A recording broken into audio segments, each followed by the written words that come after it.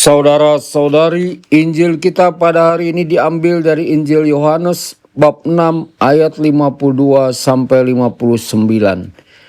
Di rumah ibadat di Kapernaum, orang-orang Yahudi bertengkar antar mereka sendiri dan berkata, "Bagaimana Yesus ini dapat memberikan dagingnya kepada kita untuk dimakan?" Maka kata Yesus kepada mereka, "Aku berkata kepadamu, sesungguhnya jikalau kamu tidak makan daging anak manusia dan minum darahnya, kamu tidak mempunyai hidup di dalam dirimu. Barang siapa makan dagingku dan minum darahku, ia mempunyai hidup yang kekal, dan aku akan membangkitkan dia pada akhir zaman. Sebab dagingku adalah benar-benar makanan, dan darahku adalah benar-benar minuman.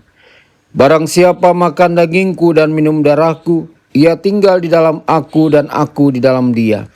Sama seperti Bapa yang hidup mengutus aku, dan aku hidup oleh Bapa.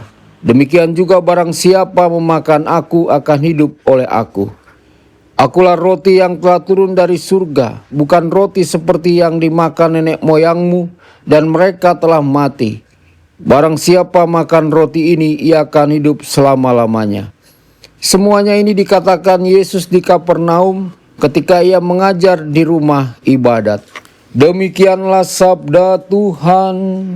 Terpujilah Kristus.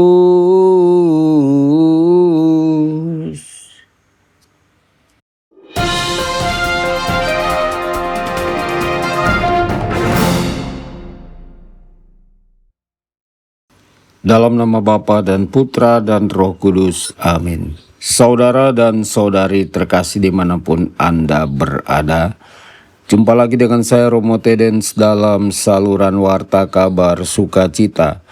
Semoga Anda semua dimanapun berada senantiasa dalam keadaan sehat dan bahagia.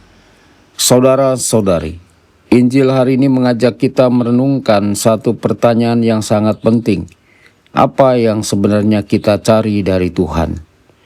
Orang banyak mengikuti Yesus setelah ia menggandakan roti dan ikan. Mereka melihat mujizat itu dan menyadari bahwa Yesus bukan orang biasa. Mereka mulai berpikir bahwa ia mungkin Mesias.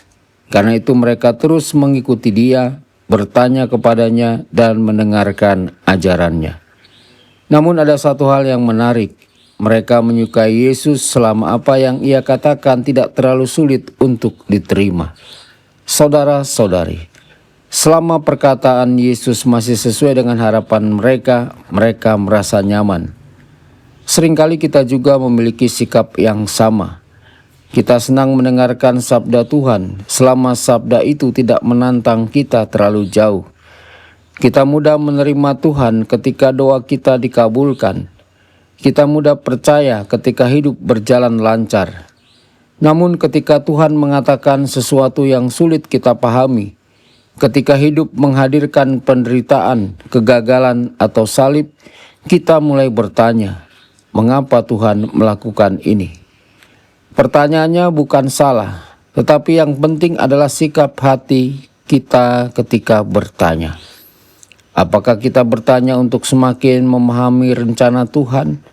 Ataukah kita bertanya hanya karena kita ingin Tuhan mengikuti keinginan kita? Saudara-saudari, ketika Yesus berkata bahwa manusia harus memakan dagingnya dan meminum darahnya, banyak orang menjadi terkejut. Mereka sebenarnya hanya ingin Yesus menjadi pemberi roti. Mereka berharap Yesus terus melakukan mujizat seperti itu. Namun Yesus ingin memberi sesuatu yang jauh lebih besar, dirinya sendiri sebagai roti kehidupan. Orang banyak tidak siap untuk menerima hal ini. Pikiran mereka masih terfokus pada hal-hal duniawi. Yesus ingin membawa mereka masuk ke dalam misteri kasih Allah. Tetapi misteri itu tidak bisa dipahami hanya dengan akal. Misteri itu harus diterima dengan iman. Saudara-saudari, seringkali karunia terbesar dari Tuhan justru datang dalam bentuk yang sederhana. Dalam Ekaristi kita hanya melihat sepotong roti kecil. Namun dalam iman kita percaya bahwa di dalam roti itu hadir Kristus sendiri. Karunia terbesar Allah hadir dalam bentuk yang sederhana tetapi maknanya tidak terbatas. Karena itu dalam Injil kita melihat bahwa tidak semua orang mampu menerima hal ini. Ada yang pergi meninggalkan Yesus, ada yang mencari guru lain yang lebih mudah dipahami. Tetapi ada juga orang-orang yang tetap tinggal bersama Yesus karena mereka menyadari satu hal, hanya Yesus yang dapat memenuhi hati manusia. Saudara-saudari terkasih, hari ini Injil mengajak kita untuk bertanya kepada diri kita sendiri, apakah kita mengikuti Tuhan hanya untuk mendapatkan berkat? Apakah kita hanya mencari mujizat? Atau kita sungguh mencari Tuhan sendiri? Karena hanya Tuhanlah yang dapat memenuhi kerinduan terdalam hati manusia. Semoga kita menjadi orang-orang yang tidak hanya mencari roti untuk perut atau jawaban untuk pikiran, tetapi yang sungguh mencari kepenuhan hati dalam Kristus. Tuhan Yesus memberkati dan menyertai Anda semua. Sabda Allah adalah kebenaran. Sabda Allah adalah kehidupan.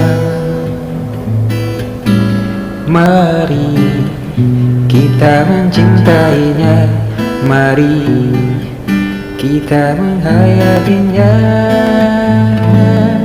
Ya Tuhan yang ku muliakan, sabdamu angkat resahku.